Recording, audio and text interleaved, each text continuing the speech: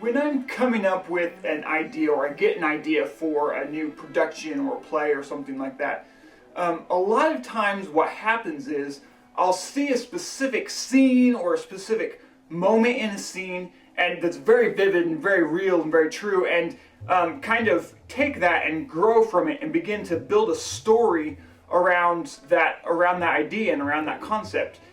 In this case, for Make Believe, what I saw was this little girl who's in a room and something's happening. She's trying to run away from something or whatever, and so she crawls into a hole in the wall and ends up on the other side of that wall in some imaginary place.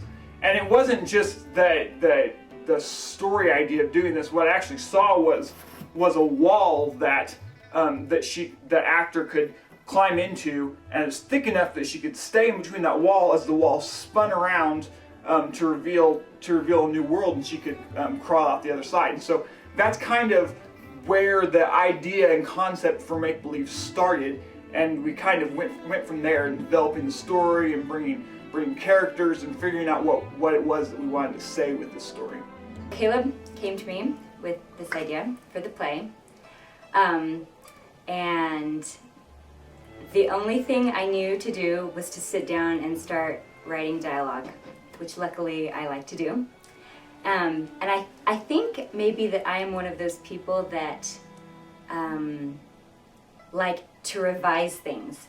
And so for me, if I could start writing a bunch of dialogue and a bunch of things happening, even if I threw half of it out later, at least I had a foundation to go from.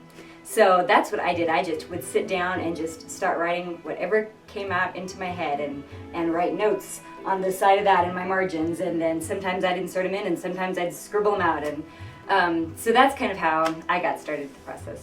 We are going to have some really interesting characters, some beautiful characters, including a Holy Spirit character who is going to be a little bit more elaborate and have some more elaborate dancing. And then we're also going to be having some water people and some little people who will be kind of like our natives to the imaginary world. And so to go along with these characters, they're going to have costumes that are going to be colorful and very fitting for an imaginary creation.